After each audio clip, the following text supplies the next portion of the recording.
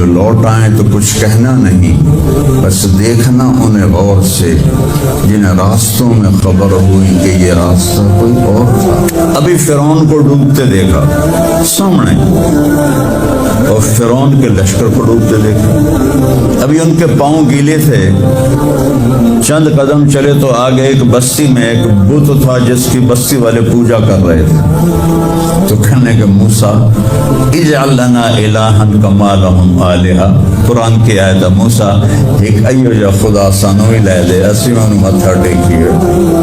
اور مولوی روم مولانا روم نہیں بن سکتے جب تک شمس تبریز جیسی شخصیت کی صحبت حاصل نہ ہو۔ میں نے کہا ان عتیلی، مجھے اس کی صورت بتاؤ وہ کیسا تھا، مجھے لگتا ہے یہ وہ قریشی ہے جس کی خبر مشہور ہو گئی ہے کہ وہ مکہ چھوڑ کے مدینے جا رہا ہے۔ تو اب وہ بولی، میں نے ایک شخص دیکھا، مجھے یوں لگا جیسے 14ویں کا چاند ہی کپڑے پہن کے زمین پہ آ گیا، ایسا دیکھ۔ الحمدللہ الذی بعث فی الامیین رسولا منہم یتلو علیہم آیاتہ ویزکیہم۔ عزیز طلبہ و طالبات، آپ بہت کچھ یہاں پڑھ رہے ہیں، اور ساری نسل ہماری یونیورسٹیز میں پڑھ رہی۔ چند ایک ایسے سوال ہیں جن کا جواب دنیا کی کسی یونیورسٹی کے پاس کوئی نہیں، اور بڑے سے بڑے اسکالر بھی اپنے علم سے اس کا جواب دینے میں بالکل انگوٹھا چھاپ ہیں کہ اس کائنات کو کس نے بنایا ہے۔ اس سوال کا جواب دنیا کے کسی علم میں نہیں ہے۔ ہم تو شکر مسلمان ہیں تو ہمیں ماں باپ کی گود سے ہی اللہ کا تعارف ہو گیا۔ بہت پرانی بات ہے، ایک چیکوسلواکین یہاں ملا تھا، رائنڈ میں آیا ہوا تھا، تو میں نے اس سے پوچھا کہ اس کائنات کا بنانے والا کون ہے، کوئی پتہ ہے؟ کہنے لگا اسی کو ڈھونڈنے نکلا ہوں، ابھی تک تو کوئی پتہ نہیں۔ پھر دوسرا سوال ہے کہ اس نے یہ کائنات بنائی کیوں ہے، وہ ہے کون؟ پھر اس نے یہ کائنات بنائی کیوں ہے، اس کا جواب بھی آپ کے پاس کوئی نہیں، کسی کے پاس بھی کوئی نہیں۔ پھر تیسرا سوال ہے میں کیوں پیدا ہوا؟ میں نے کوئی اپلیکیشن دی تھی؟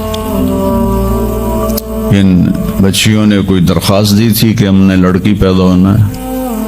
یا ان بچوں نے کوئی درخواست دی تھی کہ ہم نے لڑکا پیدا ہونا ہے؟ یہ عورت بن رہی ہے، یہ مرد بن رہا ہے، یہ دیہاتی ہے، یہ شہری ہے، اور 7 ارب انسان ہیں، سب کی شکلیں مختلف ہیں، آنکھوں کا رنگ مختلف ہے، انگلیوں کے پوروں پر چھپا ہوا پرنٹ مختلف ہے۔ 7 ارب انسانوں میں سے کسی کا یہ پرنٹ کسی کے ساتھ نہیں ملتا۔ تو ایسا باریک بین کون خالق ہے جس نے، ہم روشنی میں چیز بناتے ہیں اور اللہ تعالیٰ ماں کے پیٹ کے اندھیروں میں بناتا ہے۔ یخلقکم فی بطون امہاتکم خلقا من بعد خلق فی ظلمات 3۔ پھر موت کیا چیز ہے؟ تو مر جاتے ہیں۔ پیدا ہونے کی درخواست نہیں دی تھی، پیدا کر دیا، کیوں پیدا کیا پتہ کوئی نہیں۔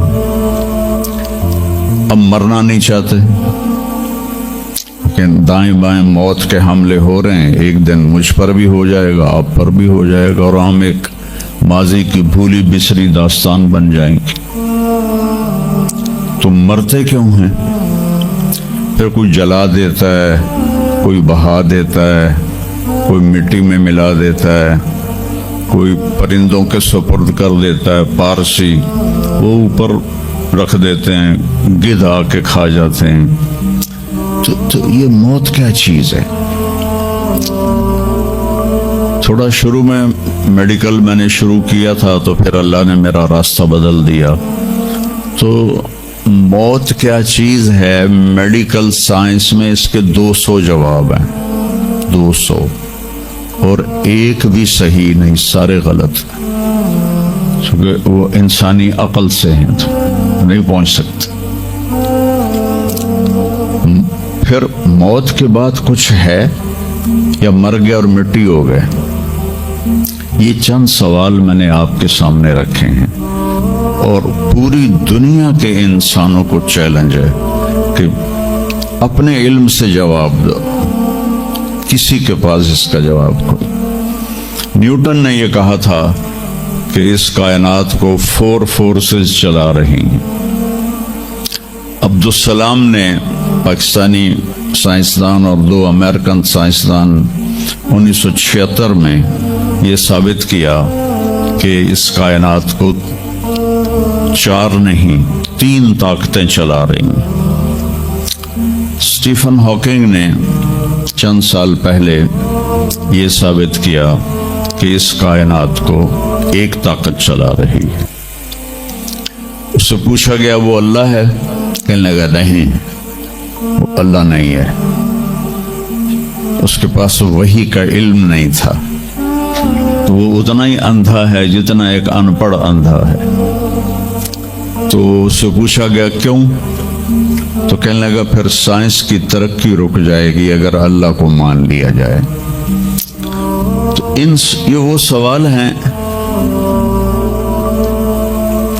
جن کو جواب ڈھونڈتے ڈھونڈتے عمر گزر جائے گی، آپ ڈھونڈ نہ پاؤ گے۔ اس لیے ایک بہت بڑا طبقہ ہے جو کہتا ہے اللہ ہے ہی کوئی نہیں، یہ سب کچھ آپ ہی بن گیا ہے، اپنے آپ ہی بن گیا۔ عبد الخالق صاحب نے تو کچھ بھی نہیں کیا، مستریوں نے بھی کچھ نہیں کیا، یہ ہال اپنے آپ ہی کھڑا ہو گیا اور کرسیاں بھی اپنے آپ بچھ گئیں۔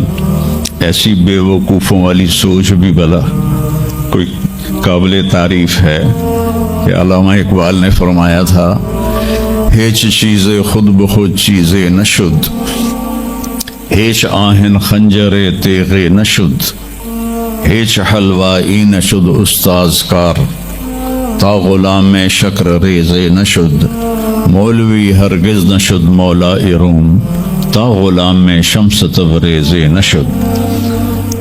اسی دہریت کو، ایتھیسٹ کو یہ ایڈریس کیا ہے کہ کوئی چیز خود بخود نہیں بنتی۔ کبھی دیکھا ہے کہ ہیچ آہن خنجر تیغ نشد، لوہے کا ٹکڑا پڑا ہو اور 1000 سال کے بعد وہ اچانک تلوار میں تبدیل ہو گیا ہو، چھری میں تبدیل ہو گیا ہو، خنجر میں تبدیل ہو گیا ہو؟ کبھی دیکھا ہے؟ نہیں ہوتا ایسے۔ کوئی حلوائی اس وقت تک مٹھائی بنا نہیں سکتا جب تک کسی استاد کے پاس بیٹھ کر لڈو کو گول کرنا نہ سیکھے، اور مولوی روم، مولانا روم نہیں بن سکتے جب تک شمس تبریز جیسی شخصیت کی صحبت حاصل نہ ہو۔ میں دونوں کے مزار پہ گیا ہوں، ترکی میں اونیا میں دونوں حضرات دفن ہیں، پیر بھی مرید بھی۔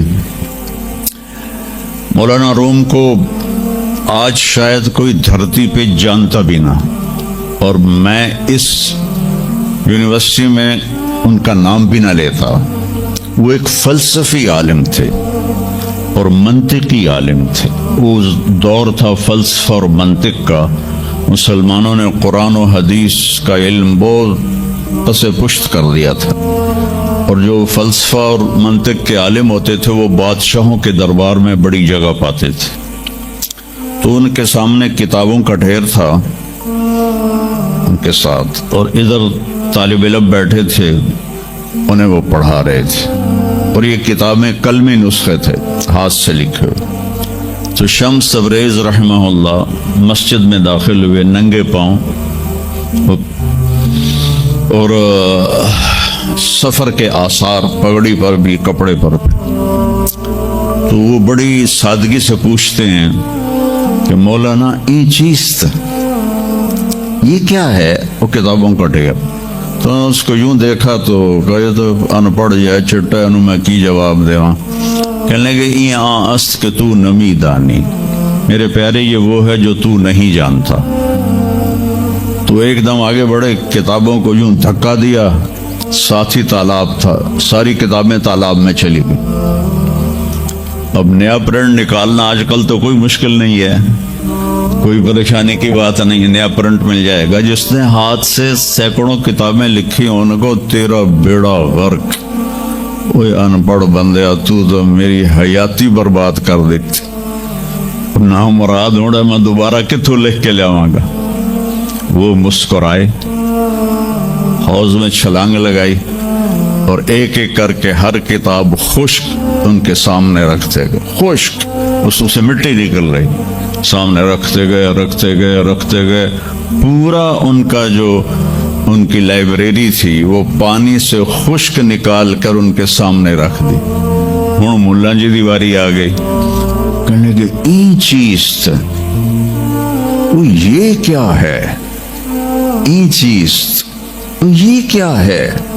تو شمس تبریز بولے این آن است کہ تو نمی دانی، یہ وہ ہے جو تو نہیں جانتا، جس کو علامہ رحمت اللہ علیہ نے کہا مولوی ہرگز نشد مولا روم تا غلام شمس تبریز نشد۔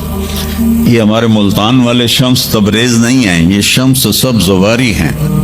شمس تبریز تو وہ قونیہ میں ہیں، دونوں کے مزار قریب قریب ہیں، ساتھ ساتھ ہیں۔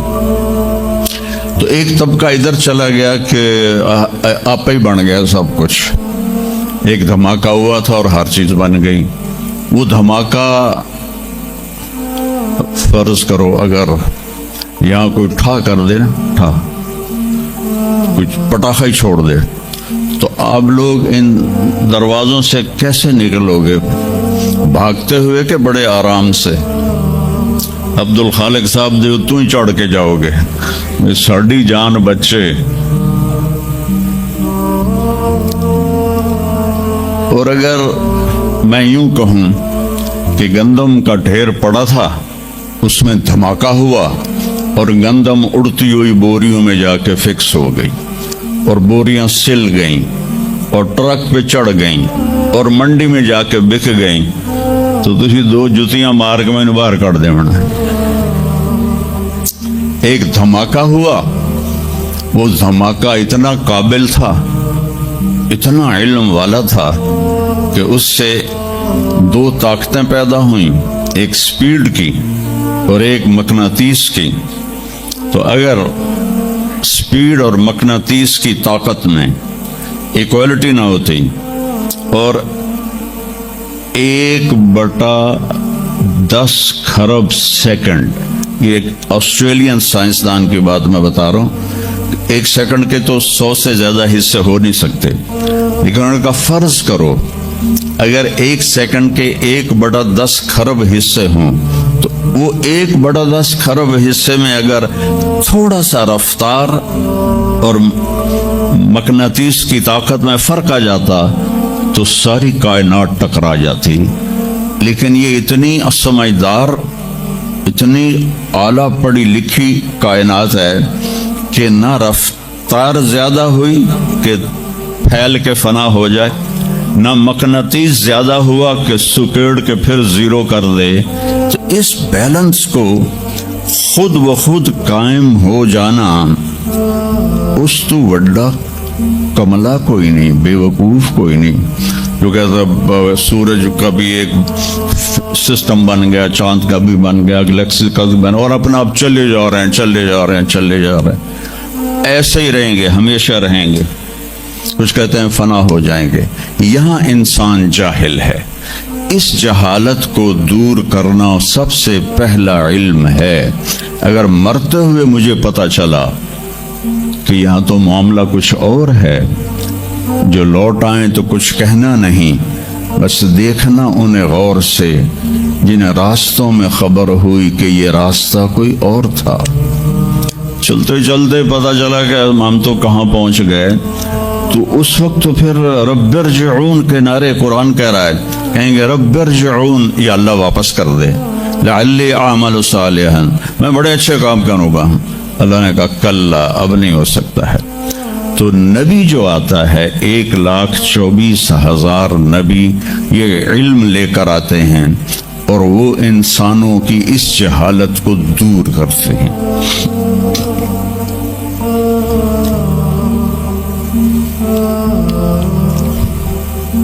سب سے آخر میں اللہ تعالیٰ نے جناب رسول اللہ صلی اللہ تعالی علیہ وسلم کو پیدا کیا۔ ان کی زندگی کو قیامت تک کے لیے نمونہ بنانا تھا، قیامت تک کے لیے وہ نبی بن کے آئے ہیں۔ لکل قوم ہاد، ہر قوم میں نبی آتے تھے، لیکن ہمارے نبی کے بارے میں اللہ نے کہا وما ارسلناک الا کافۃ للناس بشیرا ونذیرا، ہم نے آپ کو پوری دنیا کے انسانوں کے لیے بھیجا ہے۔ تو اس کے لیے ضروری تھا کہ آپ کی زندگی کی ہر چیز کھلی کتاب کی طرح آج بھی ہمارے سامنے موجود ہو۔ اگر میں آپ کے طریقے پر چلنا چاہوں تو میرے پاس مواد موجود ہو، تو یہ واحد نبی ہیں جن کی ہر چیز اللہ تعالیٰ نے محفوظ کی۔ کسی نبی کی پوری زندگی محفوظ نہیں ہے، کسی نبی کی، آدم علیہ السلام سے لے کر عیسیٰ علیہ السلام تک کسی نبی کی مکمل زندگی موجود نہیں ہے۔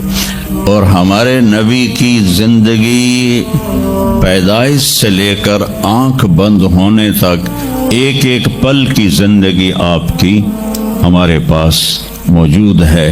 میں نے ایک آیت پڑھی تھی لقد جاءکم رسول من انفسکم، میں موریتانیہ گیا، وہاں پڑھتے ہیں لقد جاءکم رسول من انفسکم۔ موریتانیہ ویسے تو افریقہ میں ہے لیکن عرب ملک ہے، وہاں سارے یمنی عرب رہتے ہیں سارے، اور پورے موریتانیہ میں آپ حیران ہوں گے ایک بھی بے نمازی نہیں، پورے موریتانیہ میں ایک لڑکا لڑکی مرد عورت بے نمازی نہیں۔ اور صومالیہ میں گیا، ایک بچہ بچی مرد عورت بے نمازی نہیں۔ ہمارے بچے، آپ لوگ کالج آتے ہو تو موبائل آپ کے ہاتھوں میں ہوتے ہیں، بس میں بیٹھے ہو یا گاڑی میں بیٹھے ہو، موبائل پہ آپ کی نظر ہوتی ہے۔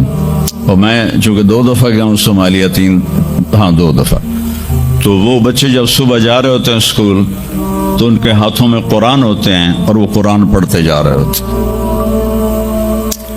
کوئی میچ ہی نہیں ہے، ایسی خوبصورت زندگی ان کی۔ تو آدم سے عیسیٰ علیہ السلام تک کسی نبی کی مکمل 25 نبیوں کے نام قرآن میں ہیں، 25 آئے تو 1,24,000 ہیں۔ 1,24,000 میں 5 نبی سب سے بڑے ہیں، نوح علیہ السلام، ابراہیم علیہ السلام، موسیٰ علیہ السلام، عیسیٰ علیہ السلام اور محمد علیہ السلام۔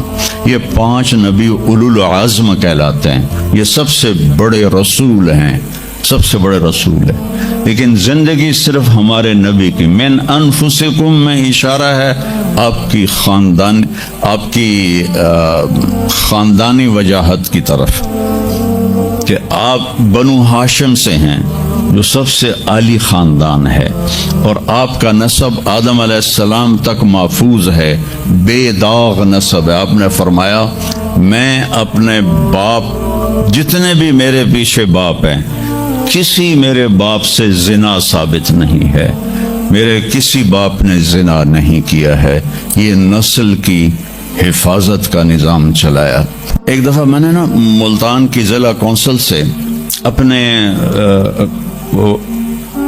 تلمبہ ہمارا ہوم ٹاؤن ہے تو اس کے گرد ہماری زمینیں ہیں، تو میں نے اپنے بزرگوں کے دیکھنے کے لیے نام شجرے، تو وہاں سے میں نے 3 لاکھ روپیہ دے کے تو وہ رجسٹر نکلوایا، 1874 کا رجسٹر تھا۔ تو اس میں 1874 سے پہلے کا تو لکھا ہوا نہیں ہے، بعد کا لکھا ہوا ہے آخر تک۔ تو اس میں 19 نام مجھے ملے، میں ان کو یاد نہیں کر سکا۔ حالانکہ میرے پیو دادے پردادے، لیکن میں یاد نہیں کر سکا، دہرانے کی کوشش کی، حافظہ بھی اللہ نے اچھا دیا، یاد نہیں ہوئے، تو اس میں وہ دلچسپی نہیں تھی۔ میں نے اپنے نبی کا نسب نامہ یاد کرنا شروع کیا، اس میں 90 نام ہیں، اور میرے دل میں تھا کہ میں روضہ رسول کے سامنے کھڑے ہو کر آپ کو سلام پیش کروں گا، آپ کے نسب کا پوری پیڑھی، ہماری پنجابی میں پیڑھی کہتے ہیں، پوری پیڑھی پڑھ کے میں آپ کو سلام پیش کروں گا، کیونکہ ہمارا کلچر ہے، ہم لوکل لوگ ہیں، ہم مائگریٹڈ نہیں ہیں، نسلوں سے آباد ہے اور زمیندار ہیں، تو ہمارا ایک کلچر ہے کہ ہمارے مراسی ہوتے ہیں، وہ آ کے ان کا کوئی کام نہیں ہوتا، سرداریاں قائم، دیر آباد، میاں طارق جمیل دے، میاں اللہ بخش دے، میاں نیت علی دے، میاں گانے دے، میاں جہانے دے، اگو مینو بھی نہیں پتا، وہ پڑھی جاندے اور وہ لے کے جاتے ہیں دانے، لے کے جاتے ہیں پیسے، ان کی بچیوں کی شادیاں کرواتا ہوں، بیمار ہو جائیں علاج کرواتا ہوں، اور کام وہ دھیلے کا نہیں کرتے۔ ایک مراسی اپنے بیٹے کو لے کر آ گیا، میں ڈیرے میں تھا، کہنے لگا میاں صاحب، ہمارا ٹائٹل وہاں میاں صاحب میرے پوتر نو نوکری لوا دے۔ میں کیا کدی مراسیاں نوکری کیتی ہے پہلے؟ کہنے لگا بھوکے مر گئے ہیں، دیرے اجڑ گئے ہیں، زمیندار شہرانوں بڑھ گئے ہیں، تاتھو سوا کوئی خانو سانو خیرات ہی نہیں لبدی، تو چلو کوئی نوکری کر لوے۔ میں نے اس کے سامنے بیٹھے فون ملایا، فاطمہ شوگر مل کے جو جی ایم تھے میرے دوست تھے، میں نے کہا ایک بچہ بھیج رہا ہوں رکھ لو، انہوں نے کہا بھیج دیں، لیبر میں رکھ لوں گا۔ تو میں نے اسی طرح کہہ دیا چاچا انہوں لے جا، لیبر اچ رکھ لے سن، بھلا ہوئے سرداریاں قائم۔ چوتھے دن دونوں پھر میرے ڈیرے پر، میں کہا تینوں تو مظفر گڑھ بھیجے آئی تو واپس کیوں آ گیا؟